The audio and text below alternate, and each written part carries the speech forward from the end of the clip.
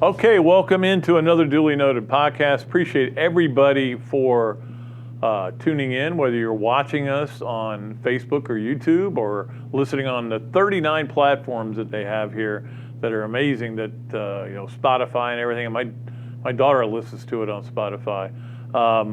But appreciate everybody for watching and all the kind words I've gotten and messages of condolences. I'll get to all that in a little bit.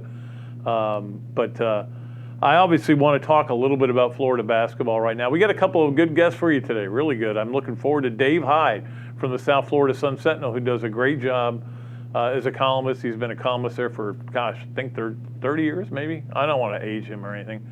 But we'll talk a little bit about the Dolphins and the draft with him, as well as Miami Hurricanes, and just his opinions on some of the stuff that's going on in college basketball right now.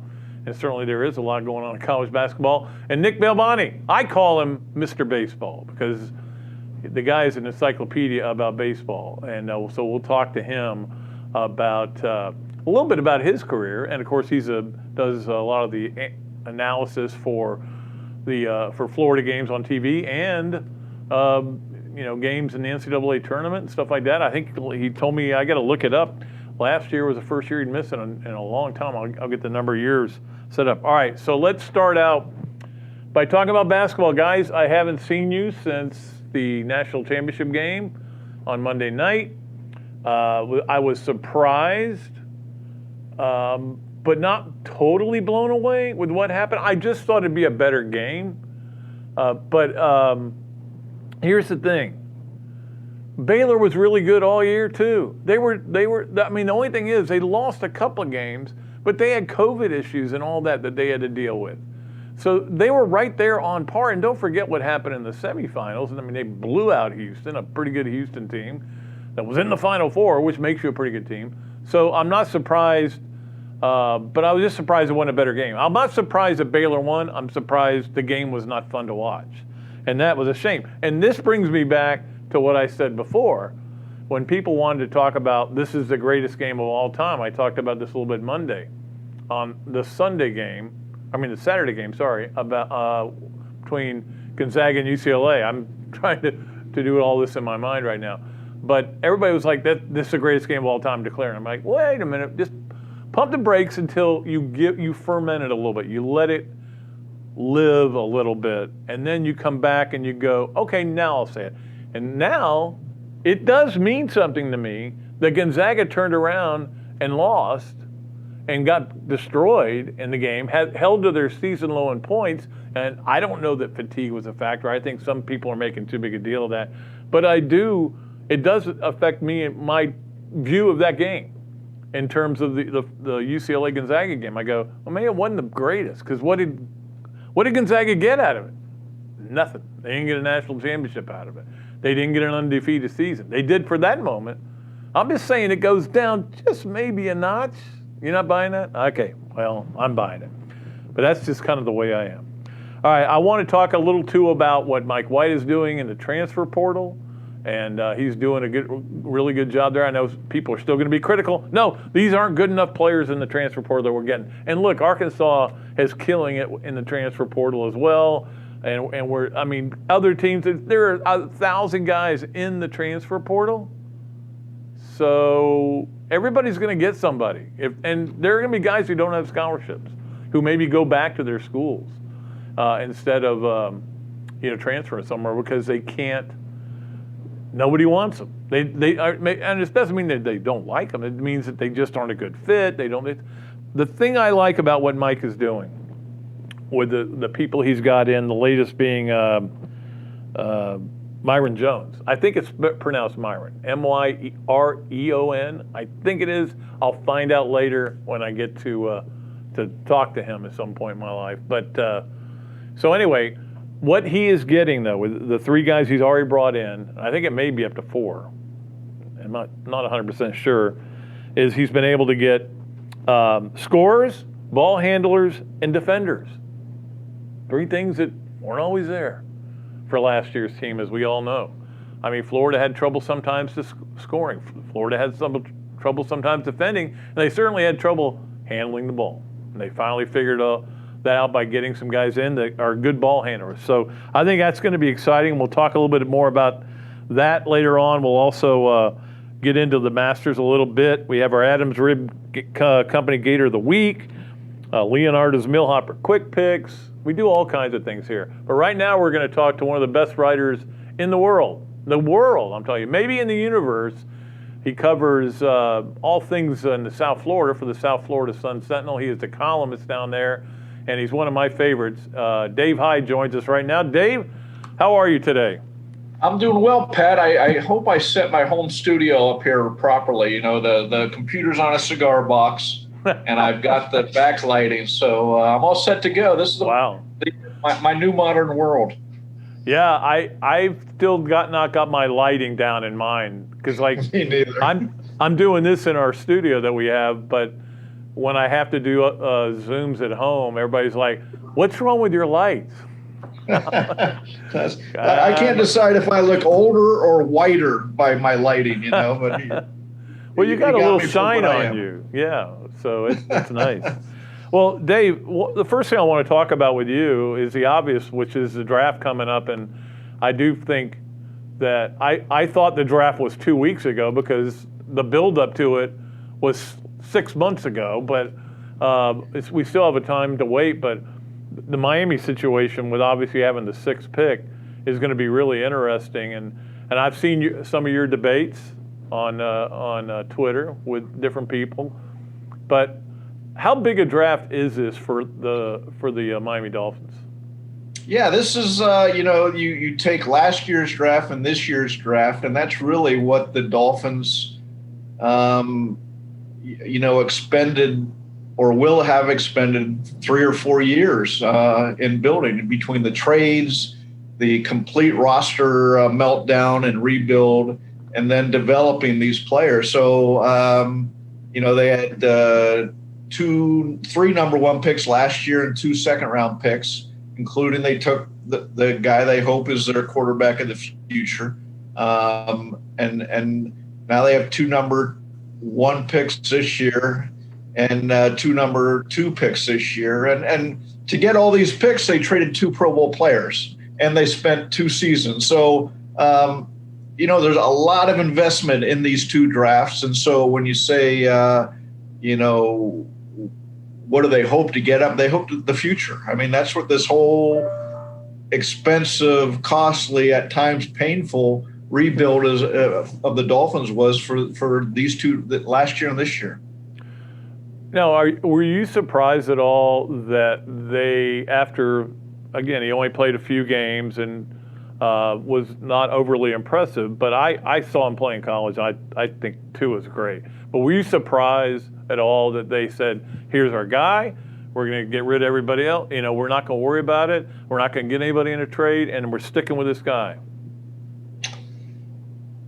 I'm surprised. Well, I thought they should have gone for Deshaun Watson cloaked in controversy Deshaun Watson when he was just a football player. I would have traded whatever they wanted for that, because that would have gotten them the shortcut to getting what you hope and who you hope Tua is. But at this point, I'm not sure they had really much choice if they didn't think the 3rd pick overall in the draft to, be it whoever it is, whichever quarterback they could have taken, was significantly better than Tua, and they obviously didn't. I think they didn't have much choice but to say, okay, you're our guy. Now, the interesting thing to me is this next season is going to be set up for Tua. He had 1 good game last year, 1 game where you said that's the kind of quarterback they need. He beat Arizona and looked very good in doing it. But after that, it was just a lot of Gus Frerots and guys that the Dolphins have had. So rookie year, like Florida's quarterbacking situation until Trask. Well, maybe now, but your guy's going to be one of the interesting guys in the draft. I think who's going to. But no, I'm not really that surprised. Now the thing is they got to invest. They got to put people around them to help them out, and not only to help the team win, but to find out who Tua is in the NFL. And that's the interesting thing with that 6th pick, assuming that they stay there and nothing changes, because things have been hopping lately, and they always tend to hop on draft night. But I mean, let's just assume you have the 3 quarterbacks who go 1, 2, 3. Where do you think it goes from there, and what do you think Miami's options are be? I know that it's, some ways it would be a nice place for Kyle Pitts to go, but I don't know if he'll be around. Yeah, I don't know if he'll be around either. And that's one of the fear among Dolphin fans right now is Pitts and Jamar Chase of LSU are gone, because what they really need is a playmaker. They need a guy that defenses look at and say, we're scared of that guy, or matchup problem. Like Kyle Pitts, to me, that'd be a dream scenario for the Dolphins. In that, I keep waiting for a team in the NFL to do this, and a couple have tried. Eric Spoelstra of the Miami Heat, when they had LeBron James and the Big Three, came up with positionless basketball. Yeah. There's no positions. We're going to play basketball. Everybody fits every position. Why couldn't you have positionless receivers? And Kyle Pitts is the prototype of that. He can play outside. Well, I'm speaking to Florida fans. You know what he can do. And the NFL, that's what has NFL people salivating, the matchup problems he can cause. And so, the Dolphins, it's going to be interesting. The cost of the trade down, the Dolphins trade from 3 to 6, might be more than just, losing out on the 3rd pick. It might be they don't have a chance at Pitts. They don't have a chance at Jamar Chase.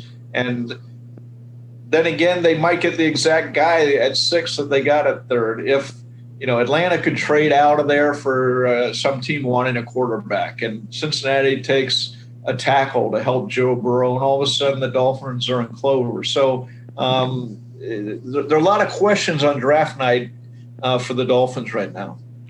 Yeah, why wouldn't Cincinnati take a tackle? Sewell being the obvious choice, because he was such a great player, although he did sit out last year. Why wouldn't they do that to protect Joe Burrow? It seems like a logical argument. Yeah, the only issue, I guess, would be value. Do you value? Can you get a tackle at the top of the 2nd round that would be? He's not going to be Sewell, but he'd be. He'd be good. He'd be fine. And you're not going to get another guy like Pitts. You're not going to get another like Jamar Chase at the top. That'd be the argument to pass on one of the tackles and help Joe Burrow in a different, with a playmaker rather than a blocker. So let's say they take Jamar Chase and Pitts is gone. So you get that pick. I still think the Dolphins, like maybe it's perceived as a reach, but I still think they should go after a wide receiver. I still think Devontae Smith is a great player. I think people are going to be stunned with how well he plays in the NFL. Yeah, I mean, look what he produced. Everybody talking now. It's like we're in the nitpicking stage of the draft, and almost when people talk down a player at this point, it's like, okay, games are being played. Okay, so, I mean, you look at what Devontae Smith did at Alabama. After the national championship game, Dolphin fans were ecstatic. Oh, my God, take Devontae Smith 3rd. Take him 3rd. Take him 3rd. Now it's, well, how big is he? And maybe Jamar Chase is better. And scouts do like Chase and Pitts better.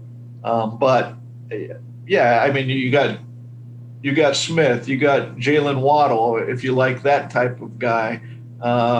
There's the draft for receivers. This draft matches up very well for the Dolphins. There's several receivers that they would be happy with, I would think. And then they also, down the line, down with their 2nd pick or in the 2nd round, which is what I would say, they need a running back. Yeah, well, I think that's where you pick running backs, is in the 2nd round, and pick them up there. But it's going to be a interesting, fascinating draft to me, because you never know. And then all of a sudden, like, it's always good when the Raiders don't have a high pick, because they would just pick somebody and you go, what? That changes everything. Yeah. They, they got. You talk about strange moves. They might be the number one team that's made strange moves this offseason. They had a decent running back last year, and then they went out and they bought a guy that the Dolphins thought they had no use for in Kenyon Drake. And I was a little surprised they got rid of him, but now there's a difference between having a player and investing in a player. And the Raiders will keep making some strange moves. Yep.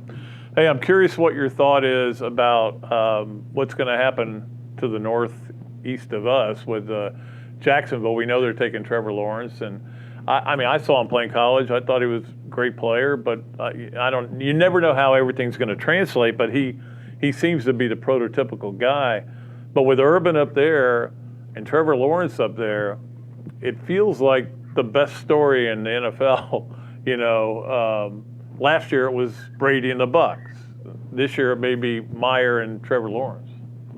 Yeah, it's certainly going to be a fascinating story. And, I'd be curious, did Urban Meyer, would he have come out if Trevor Lawrence wasn't there? Now, Zach Wilson's kind of come out of left field, in not to scouts maybe, but in public view that in fact, some scouts have Zach Wilson a better prospect than Trevor Lawrence at this point. You're always going to have these debates, but when Urban Meyer was shaping his decision, Trevor Lawrence was and still is considered a generational quarterback. He was, and would Urban have come out if it was, say, last year, or not last year's, but a draft where there wasn't a top quarterback? So, I'm curious to see where he goes, where he. He's already was on record as saying the whole free agent period, the tampering period, was beyond. He hated it, and welcome to the NFL. It's different. You don't have control over everything you did in college, and if you think you do, you're gonna be in big trouble. Yeah, and you can't go recruit kids either. It's not gonna work. Right, yeah. You can't recruit the moms anymore. You have to say, hey, come to Jacksonville. Look at what we have here. We have a beach. Of course, it's 50 miles away from downtown. We have a great golf course. It's 40 miles away from downtown. He's set up, though. He's set up to win. He's set up to make good decisions. If they make good decisions, they'll have a chance to to put a winner there. And the question is, but he's got to deal with a lot of things. That there's a reason why college coaches who've been in college for a long time struggle in the pros, dealing with agents. So much of it isn't football, dealing with agents, dealing with, the salary cap and the money, dealing with a lot of corporate things that you just getting guys dealing through problems. You have grown-up problems as opposed to college problems. So, we'll see how he handles all that. Yeah, I want to ask you, too, about what the level of excitement is in South Florida for the Miami college team, the Hurricanes, who used to overshadow the pro team, but I don't know if that's the case anymore. But obviously there's a lot of excitement because they had a good season and then obviously did well in the transfer portal, did well in getting coaches. What is the level of excitement around South Florida for them? It was tempered optimism right until the end of last year when they got run off the field by. So the question is, who are they and where are they? They lost De'Aaron King to injury at the end of the year. And, the question is, the first question of the season, where will he be at the start of the season, game 6 of the season, health-wise? Is there any hope for him? So the big issue for them this spring right now, they're having basically quarterback tryouts. They got some highly recruited ones. The other big issue, Manny Diaz has gone from being the umbrella head coach back to defensive coordinator to shore up some of the issues there. So we'll see how all that works. It's still measured cooptimism, but it's you look back since Larry Coker left, no one succeeded at Miami. No one has, and a lot of people have come in with hopes and good portfolios, resumes, and it just hasn't clicked. So the question is, can anybody get back to that period anytime soon? But yeah, that's the thing with Miami and with their fans, and it's the same thing with the fans here.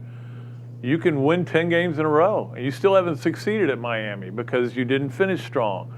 Just what happened with the team last year. They were really good. They were better than I thought they'd be, but they weren't good enough. Right. They were winning, and look, they're winning. I'm not discounting that through, playing tough, mentally tough, coaching smart. They were winning a lot of games over, equally talented tems in the ACC, but they were winning, right? They were living on the edge all season, but it depending on how it finished, it was going to be a really an overachieving season, or as it turned out, it was, they got some reality shoveled into them by North Carolina. And it was such a weird season with COVID and they said they were emotionally spent and I'm not dismissing any of that. But I think we're back to measured optimism again, rather than if they had ended on a high note, you said, okay, they look like they're on their way right now. So, and then De'Aaron King got hurt, and you look at a lot of the magic for them last year and a lot of those narrow wins, that's because they had De'Aaron King. And that's a kind of quarterback they really hadn't had, for years and years. So can they get him back on the field this year would be question number one for the team. Before I let you go, Dave, one last question. I want to ask you about what is going on in college sports right now between the transfer portal and the NIL, and we've seen coaches. I'm convinced Roy Williams left because he didn't want to put up with this stuff anymore, and I think Billy Donovan got out of the game obviously 6 years ago because he saw a lot of it coming. But I mean, all we can do, you can do, and I know I'm retired, but I'm still doing stuff, is cover it. But it just seems kind of exhausting to try to keep up with. It's almost like college sports has a salary cap now that we have to figure out. Yeah, it's I'm of two minds. One is I'm glad that the kid for the players, for the kids to have some options where they didn't have options before. It was all, this is the way it is, and so why shouldn't they be allowed to transfer in a manner that coaches are and adults are? Why should they be the subjected to all these rules that are just really in place for the schools? So I'm happy for them, but it's not good for not so much the transfer portal, but in basketball, say the one and done. It's changed the game in a way that it's really hard to watch. And I know we're coming off a Final Four where we just had almost a historic game in Gonzaga and UCLA, but it's not the same game it was. And it's I'm strictly from a fan's perspective of getting to know players for a few years and watching them develop and enjoying a team possibly come together. And it's really hard for me to watch college basketball and have, with some knowledge or passion, because of every year it's so completely different. Absolutely is. Dave, it's always a pleasure to talk to you. I appreciate your time, and keep writing the great stuff. And I know you do a lot of podcasts. You got anything you need to plug?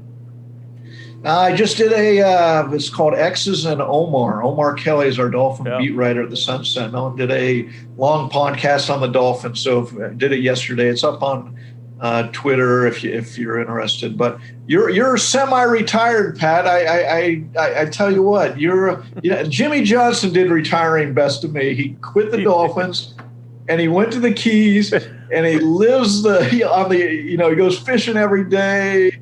And he's relaxed. You're working as hard as ever. That isn't retirement to me. I've got to scale some things back. It's like Chris Harry says, you don't retire good. Well, I'm glad for my sake and everybody's sake out there you haven't, because I've always enjoyed your voice up in Gainesville. Thanks, buddy. We will talk to you soon. Okay. Good luck with the draft. Take care. Yep, thanks. All right, David Hyde joining us here from the Sun-Sentinel, South Florida Sun-Sentinel, a paper I once worked for. In fact, that was my first job out of college, writing for the Sun-Sentinel. I covered high schools and golf. The high school part, well, was a little rough. Oh, and swimming, which was a big swimming center down there. So that was okay, but the golf part was pretty good. That's where my whole free golf thing started, with that one. All right, we'll take a break. We'll come back with Nick Belmonte, but first we have to do 3 things. 3 things that's still available for your sponsorship. Come on, guys. I know you can do it. And so we'll start out with number 1. Obviously, the Masters kicked off on Thursday, and the way it kicked off was great. I think it was historic to see Lee Elder out there with Player and Nicklaus hitting that first tee shot off the tee there at Augusta National. And it gave me chills. To see that. I wish I could have been there for that. I saw obviously 9 of them. I was able to go there for it, and I would always make sure I got up, and that it was always cool. Even going back to when it was Sarazen. So what was it? Sarazen, Sneed. I can't remember the other one. But anyway, but this was meaningful. It was really a cool thing. And looking forward to this weekend with Augusta National. As you know, I love that place, and I love the tournament. Number 2 on 3 things, what I did not know, and I read this story by Alan Shipnuck, was that one of the champions wasn't at the dinner. No, wait, 2 of them weren't there. And actually, 4 of them weren't there. One of them was too old. One of them had just had surgery, Charles Cootie. A third one, as you know, Tiger Woods was still recovering from going 87 miles an hour around a curve, and for some reason wasn't cited, but I'm not going to get into that. So the other one who wasn't there was Angel Cabrera, and I was not aware of this story, but I read his story. It's really good. I think it's on SI.com, about how he apparently Interpol picked him up because he had a red sign or something, the way they worked that, because of issues he had with a wife and a girlfriend in terms of abusing them.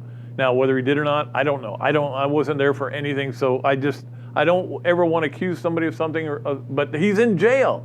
That's the point I'm trying to get to. He's in a Brazilian jail right now during the Masters. And so you got a choice. Be at the Champions Dinner or be in jail. Well, I know which one I'd pick.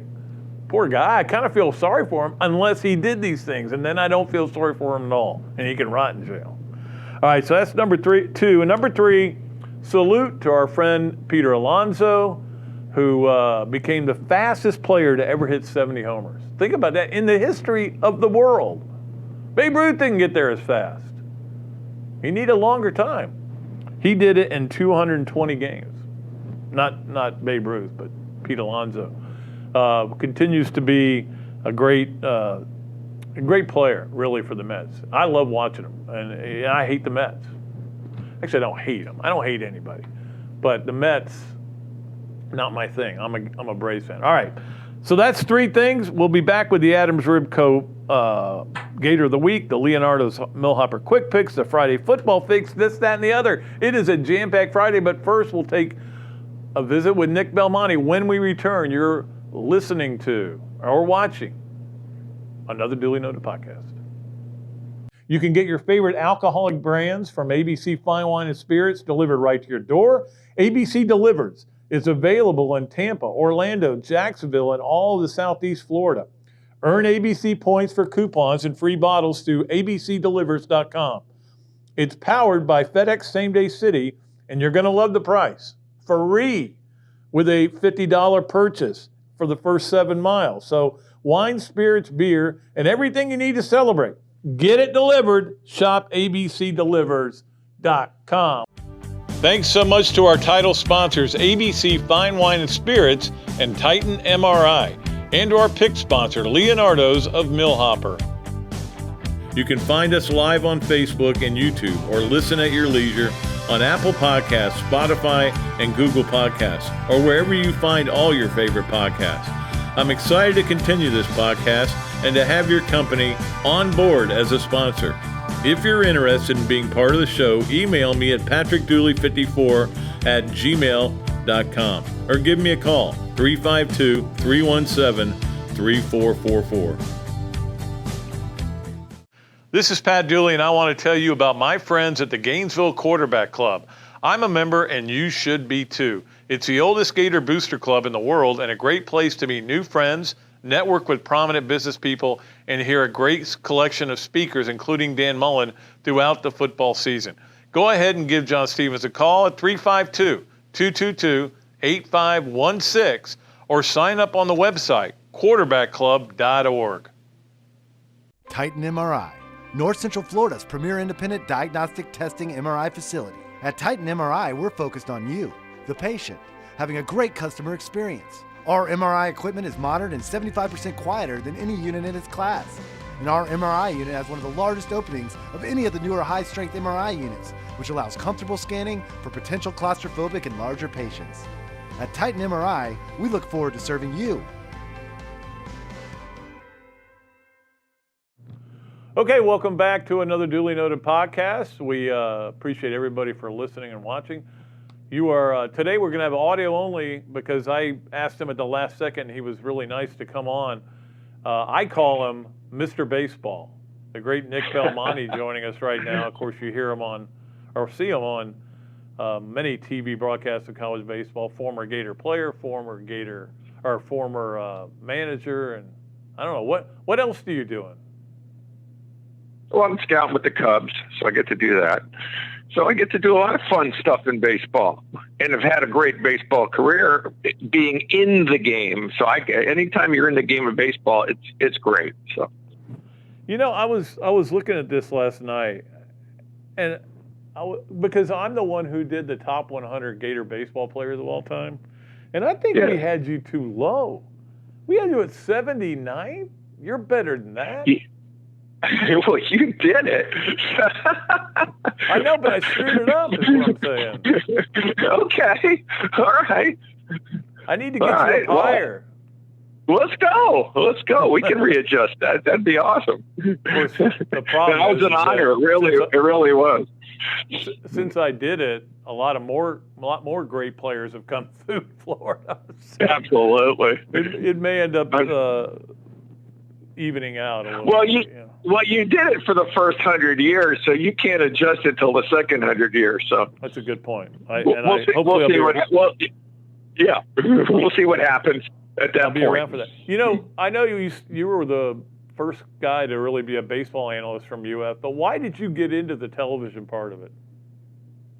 Well, it's funny. I had a degree in broadcasting, and I tinkered with that idea, and then I went off to play minor league baseball. And I was actually a radio DJ in Grand Junction, Colorado on KEXO radio, and got a chance to try out to play pro baseball in Boise, Idaho.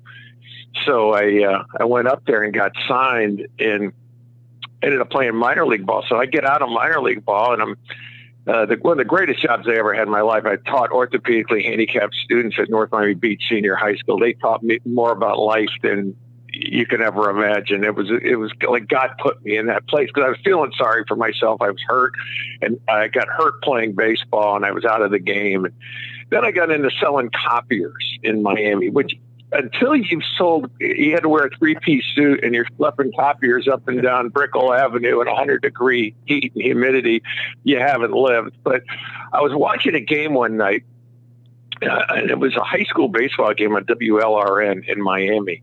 And I said to my roommate, Charlie Skolaski, who is doing, works in the football office, is doing, I think, recruiting. Yeah. And he ended up saying, well, you know what? You're saying how bad these guys are on TV. Why don't you do something about it? Well, I called WLRN the next day, and I said, hey, listen, here's my resume, blah, blah, blah. And I hung up, and I go, okay, I'll never hear from them. But at least I got it off my chest. I called. So they called me up 2 days later, and they go, hey, our regular guy's going on vacation.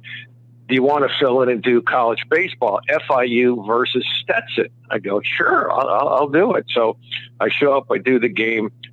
Oh, great game, extra innings. It was one of Pete Dunn's early years as a coach. Gives you an idea. It was like in the early 80s. Yeah, right? I think it was his first year. So they liked me, and they brought me back the next week, and the next week, and the next week. Next thing you know, I'm the regular guy, which, I tell everybody, well, I learned one lesson then. I said, is it perseverance? Chase your dreams? I said, no. The lesson I learned was never go on vacation, because that guy never got his job back. I took over for him, and that was it. So just remember, if you like your job, just don't go on vacation. Somebody will sneak in and get your job. So that turned into many years of doing that locally, which they did college baseball, minor league baseball, high school baseball, and I did other sports. I actually did a wrestling match in soccer. I know nothing about it either, but you just go with it, So I had a little resume tape. So when Sports Channel Florida came about, there was I had some stuff that laid the tape down. And the interesting thing is, before that, it was Sunshine Network was doing this experimental thing where they were doing games. So in 1987, I called and said, hey, you're doing a game I see in Gainesville. And as lo and behold, I will be in Gainesville that night. They said, oh, you'll be there? I said, yeah. I lived in Miami at the time. So they said, okay, all right, then we'll put you on the air. And the first thing I did once they approved it is I had to buy a ticket to Gainesville, because I was not planning on being in Gainesville. I didn't think they were going to. So I said I was going to be there. So I guess I was there. So I had to buy a ticket. I went up there, on my own dime, did the thing. I had it on tape. And then when Sports Channel Florida came in and David Steele looked at some tapes and he liked mine and approved me, and I've been doing the Gator since 1988. And then ESPN called me in 2003 and said, would you like to do our super regional? And sure enough, I ended up doing that. And I've been doing games postseason and some regular season games with them since 2003. So it's been a lot of fun. And again, that's kind of how I got into it. Yeah, that's the thing, that it's not just the players that didn't have the opportunity to finish the season last year. It was guys like you and Jeff Cardozo and Mick who are all of a sudden like, what are we supposed to do? So to not have that postseason for everybody was tough. Yeah, it really was. And, I was doing a couple of years of the broadcasting, and then I got an opportunity to manage in the minor leagues in Salt Lake City. And a guy by the name of Van Schley called me up, and they had brought me out that summer before to help do a little clinic with the base runners and teach them some base stealing, blah, blah, blah. And I really got the bug. And then I got the call, and he said, Nick, would you like to be our manager next year? Because they were struggling the year before they had their first losing season of the franchise. And here I am, I'm doing color commentary for Sports Channel Florida. I think, okay, I'm the big expert. I could spout it off so nice and everything is easy. And now I have a chance to put, everything I think I know to the test, because I could gone up there in Salt Lake City and flopped, and they said, well, yeah, great color analyst, but you got a chance to manage. You didn't do well. Well, I said, you know what? It's time in my life to see if I could, walk the talk. So I went out there and had a bunch of great players, and were very successful. And luckily, in the 3 years I managed, happened to have the best winning percentage of any manager in all professional sports. And, it gave me a lot of confidence that, hey, maybe my instincts are correct in this game. And it was a lot of fun, and got to win a championship and get a ring. And one of the owners of the team was the great actor Bill Murray, who I'm still friends with. And that led to a lot of fun things off the season. Like I got to be on the set of Groundhog's Day and sit with Harold Ramis as he directed a scene. And wow. When I walked in the room, now get this, Pat. I walked in the room in a soundstage outside Chicago. I was in Chicago to do a tryout camp for the upcoming season. So we got invited to the soundstage of this movie called Groundhog's Day. So I walk in, and Bill Murray's on stage doing a scene, and he's wearing an Elvis costume. The scene never made the movie. So in the middle of the scene, he catches out of the corner of his eye, Bill sees me and this guy named Van Schley who hired me. And he goes, hey, fellas, and bells start ringing, cut. Everybody turns around. They're like, who are these Hollywood moguls? And Bill Murray just stopped the scene And it was this manager from Salt Lake City. You know, they don't realize I'm nobody in Hollywood or in the movie business, but they couldn't have been nicer. Harold, the great Harold Ramis, sat me down and said, "Hey, listen, you want to see the next scene?" And he puts me in next to him with the director's chair. He's explaining the scene to me, and so what I forgot to is, as the next scene is going on, I didn't realize this is a movie set. So Bill said something funny in the scene, and I start busting out laughing, which ends up, you know, you're not supposed to laugh, right? It's a movie, and they're shooting the movie, even though it's funny. And I'm like, oh my gosh, I just ruined the whole scene.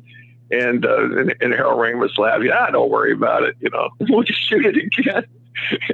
Wow. but yeah, that was fun being part of that. I am envious because that Groundhog Day is one of my favorite movies, and I'm a huge Bill Murray fan. But hey, let's turn the focus, because as a analyst and of course a manager that you were, and player that you were, and scout that you are now, when you look at this Florida baseball team, which maybe is coming out of this funk, but you know, winning that series last weekend, getting the 2 wins in the midweek here, but why do you think they have not lived up to the hype? Maybe the hype was too much, or maybe there were just some issues that we overrated some guys. Pat, the hype. First of all, if you're rated number 1, you're probably overhyped. And here's the thing: they based everything on last season, which, as you know, if you play in the SEC, the season doesn't start till SEC season starts. So they were basing the Florida team coming back on pre-SEC last year. I mean, we don't know how the season would have gone with SEC games in 2020, so they base it on that. This is a young team, and if you looked and broke it down, you would say, I'm sure Sully would go, well, you know, thank you. We like, you know, everybody always likes to be ranked number 1, but realistically, did they deserve that with all the young guys that are there? And because of that, you know, everybody was so hyped up. Oh, this team should go to College World Series, slam dunk. Well, you know what? It was a weird year. You're basing teams on what you saw in 2019, some of 2020, and you're like, well, geez, you know, is this really the correct ranking? I like this team. I think this team is going to get better as the season goes. They have some really good young players. And, you know, the pitching, you've got 6 really good pitchers on that staff. I think Sully's waiting for the rest to emerge. But the weekend series against Ole Miss is really good. And they needed that, of course. This Tennessee team is tough. I've watched them play a few times, and they're good. Coach Vitello up there in Knoxville's done a nice job, but this could be a nice test for him. This is a good team. This is a regional team, and beyond that, you know, who knows? But this Gator team, like I said, I think maybe the hype is what have people disappointed. I think people thought they should have been like undefeated by now, but you know, the reality of it is this is a very young team, and you know, a couple of guys haven't gotten it going yet. Judd Sabian has had a good week, so hopefully he can turn his season around to the point where, you know, he just makes more contact. He's going to knock in a lot more runs, so that's going to be a key there. The Cassetti kid going down, that hurt the club, because this is a young catcher that emerged as a guy behind the plate, and I know he's supposed to come back in a few weeks, hopefully sooner than later. And then the pitchers, look, the pitchers are good. Tommy Mace is a great starter. They're trying to get Leftwich going and get maybe 5-6 innings at least out of him every start. And the Alonso kid is showing that he is the guy that Kevin O'Sullivan thought he was going into the season. But look, the Gators have Kevin O'Sullivan as their coach, so you know, don't let your heart be troubled. That's right. Yeah, that's another thing about this year that I've tried to explain to people. This is, I believe, it's going to be the greatest collection of talent we've ever seen in college baseball, because of so many guys that came back that weren't supposed to come back. So guess what? Everybody's got good players. It's not going to be easy to win games. Isn't that the thing? I mean, you look at this Vanderbilt club, and you know, Jack Leiter Paul Maneri said it might be the best SEC pitcher he's ever seen, and that's 15 years of coaching in the conference. The Leiter kid is their number 2 starter. He's not even their 8. So does that say it all? I mean, Gator fans are going to get a chance to see them. That's going to be a great test later in the year. But you're right. Could you imagine being a coach now? When I managed the minor leagues, I had to keep 25 guys happy, and I thought that was a ton of guys. These college coaches now somehow have to keep 35, 40 guys happy and get them playing time. It's a no-win job right now to do that, and it's all COVID related. Yep, absolutely. By the way, before I let you go, I want you to explain to me how Jeff Cardozo can be such a smart guy and know so much about baseball and be a funny guy and has never read Ball 4. It is driving me nuts that I can't get him to read it. No, please. Let me tell you something. Ball 4 could be the greatest book ever written. Besides, we'll go with the Bible. We'll go with the Bible first, then Ball 4. Ball 4 is amazing. When that came out, every kid on my block read it. We would actually get together and discuss chapters of the book and some of the things, and then we would start using the Jim Bouton lines. And when I played in Florida, we played against Rollins one game. So we're down there, and Bouton was making his comeback, and Jim Bouton was running laps in the outfield to get ready for spring training. And somebody said, "That's Jim Bouton. We're out there in the outfield taking BP, and who's running behind us is Jim Bouton." Well, he might as well have been the greatest movie star ever to us, because that's Jim Bouton. That's the guy who wrote Ball 4. So we stopped and we chatted with him. Couldn't have been nicer. We told him how much we loved Ball 4 and how much, it was the greatest book we ever read when we were growing up. So, yes. So there you go. That's my Ball 4. Got to meet Jim Bouton as a Gator as he was warming up in the outfield at Rollins. Well, can you get on Cardozo about that? Maybe if he gets enough peer pressure, he will read it. I had no idea that he was Ball 4 challenged. Yes, I'm going to have to get on it. Hey, Nick, I appreciate you so much for coming on, and we always look forward to seeing you on TV, and it's always like seeing you in the press box, although I haven't been there very much lately, but I'll be there soon. So great talking to you, buddy. Please come on up and hang out with us. All right, Nick. You do more jobs now that you're retired than you ever did, so I'm all confused. I'm working on it. I'm working on scaling it back. We'll see you, Nick. There you go. All right, bye-bye.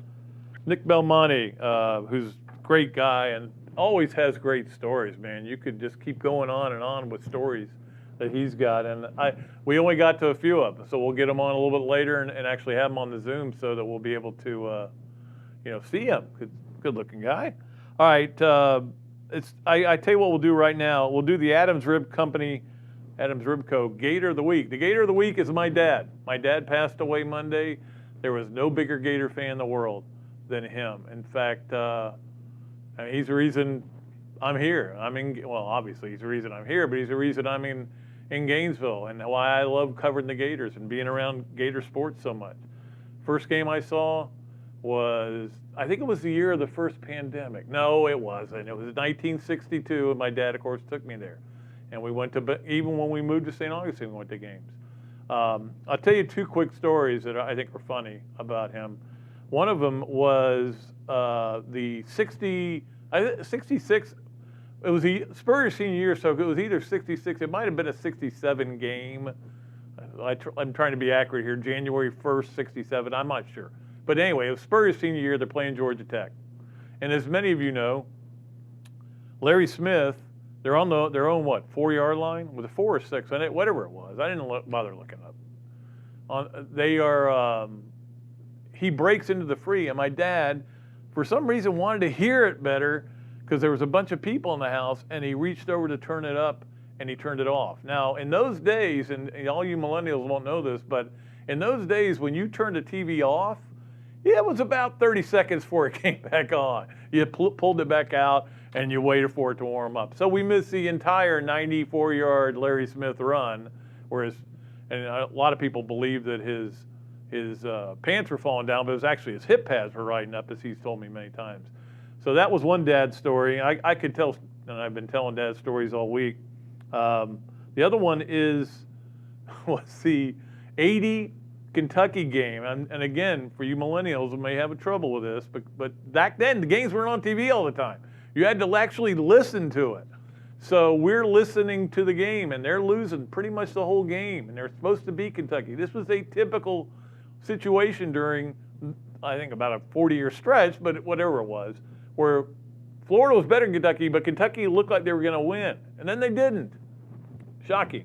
But what happened in the game was Chris Collinsworth made a great catch to set up a field goal.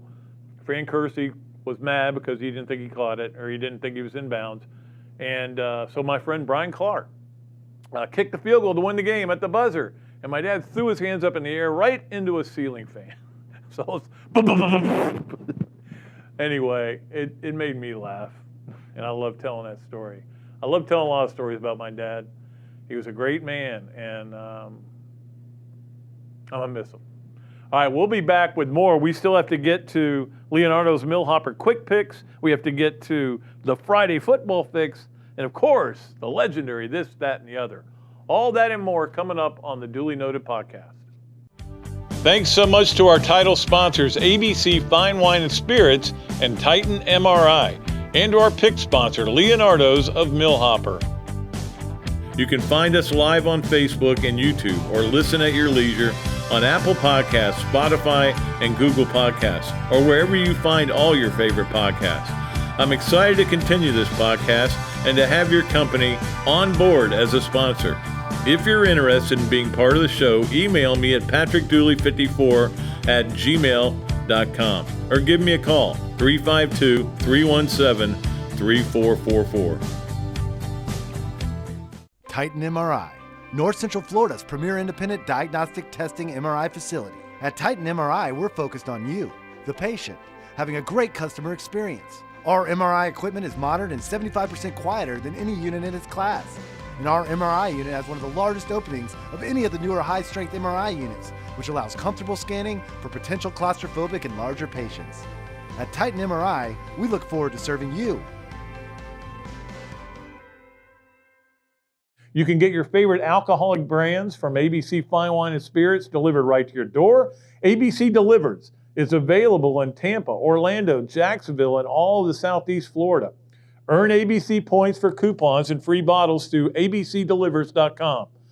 It's powered by FedEx Same Day City, and you're going to love the price. Free with a $50 purchase for the first 7 miles. So wine, spirits, beer, and everything you need to celebrate. Get it delivered. Shop abcdelivers.com. All right, welcome back to another Duly Noted podcast. I appreciate all of you, and I appreciate all the people that responded when my dad passed away. I just wanted to mention, especially, Urban Meyer and I haven't talked in a year and a half. I wasn't overly happy with the way that that whole thing went down at Ohio State, and probably overreacted to it. The text he sent me when my dad died was unbelievable, and he's a good man. And for all you Gator fans who don't like him, he's a good man. That's all I'll say about him. I look forward to seeing him again. I think, anyway, probably my fault that I was such a jerk about it. And that's one thing, I'm just going to say this, okay, guys? That's one thing that I talk about in the eulogy for my dad is everybody just needs to be like he was, to be nicer, man. I'm so tired of people not being nice to each other. Hug people instead of pushing them away. Listen instead of talk. Just try to do things a little bit better. I'm going to make that my goal in life the rest of the way. I think I've been a pretty nice guy. Not nice enough. I'm going to try to be as nice as my dad. You guys do too, please. For me and for Dad. All right, let's do, speaking of people who love my dad, the Leonardo's at Millhopper Quick Picks. Kyle Cohen loved my dad very much, and we'll miss him as well when we have our Bob Dooley Invitational, the 26th edition coming up May 15th. It is full, sorry.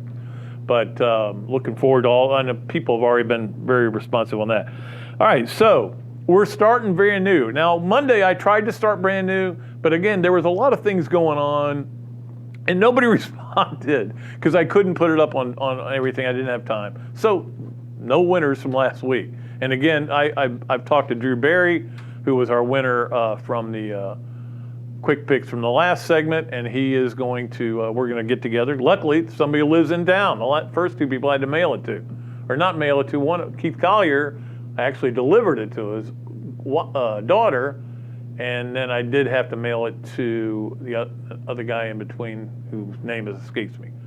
But Drew Barry will meet next week at some point. I don't know why my fingers are going up like, it's like I'm losing now I'm losing my ability to talk. Let's get to the Millhopper quick picks. We're gonna have two, and I'll put them up on Twitter. I'll put them up on Facebook, guys and girls, because I know we have some girls that play too, or women. I'm sorry, didn't mean to say girls. But here are our quick picks. Pretty simple. Gator baseball at Tennessee. It's going to be a really good series. As you heard from Nick Belmonte, Tennessee's a really good team. All right, so what do? Well, and obviously there's only three answers. They're playing 3 games, 3-0, 2-1, 1-2, 0-3. You just got to pick one of those and you're done. And then the second one for the Leonardos at Millhopper quick picks, Florida softball is playing Canada on Saturday. What do you want? Who do you want? I have no idea if Canada's any good. None whatsoever. But I think it'll be kind of fun to pick that game. And then it may make you a little more interested in it. So, two pretty simple things. What does Florida baseball do against Tennessee this weekend? What does Florida do against Canada in softball? Okay, it's interesting. By the way, I saw where the women softball is going to be the first event held at the Olympics this year.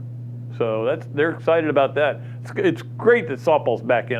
It's so stupid when they took it out. I never did totally understand that. All right. What else do we have? The only thing we have left. Oh, we got to get the Friday football fix. Let's do the Friday football fix. We're running out of time here, but we'll do the Friday football fix.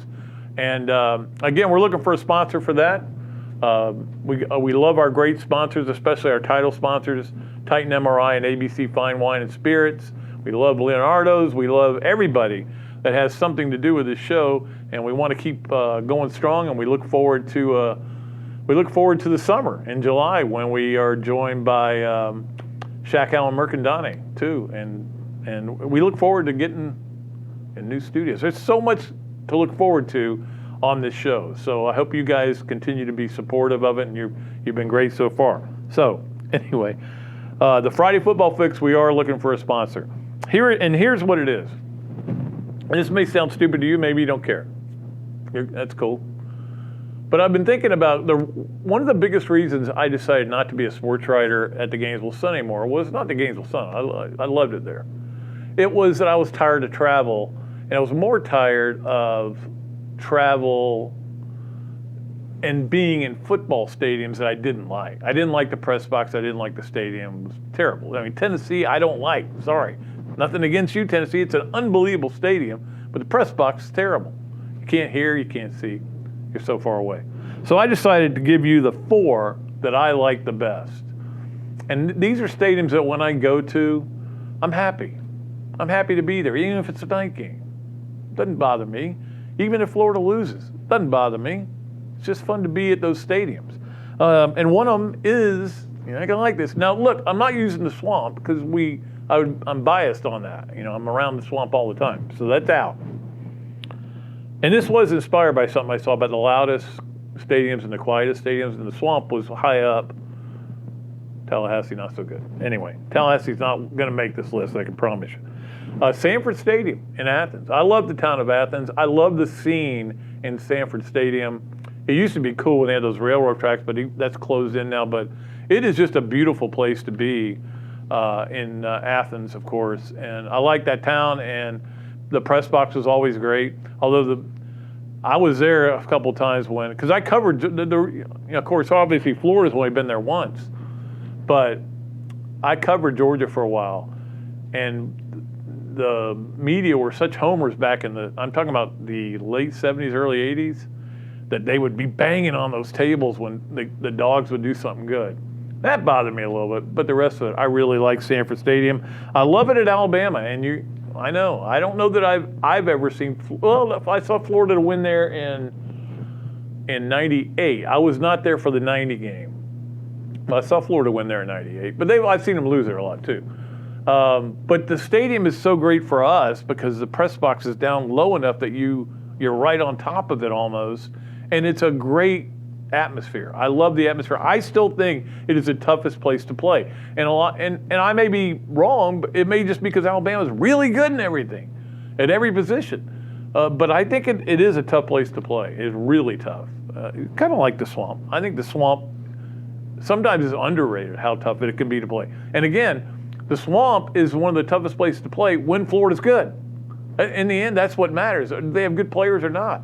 And then you add in the Swamp, and when the crowd gets loud like that Auburn game 2 years ago, you can't beat them. I tell you one I like a lot is Kentucky. Now, I love the setting of the stadium. I love everything about it, not far from downtown. And I love the press box, the new press box they have is tremendous as well. And again, I walked out of that stadium a lot of times with a win under my belt. In fact, I'm trying to think, no losses. Never saw Florida lose a game there, ever. And I was there at a lot of games in Lexington. Never saw them lose a game.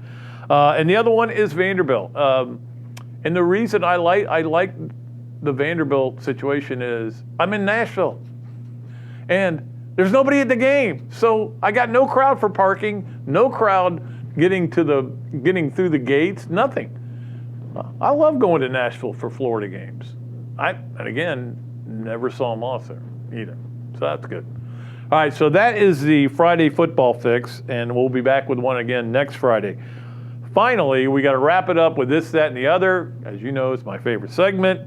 Sponsored by Ballyhoo Grill and the great people over there. And we appreciate Bill Reichert, Dar, and Shackout Insurance.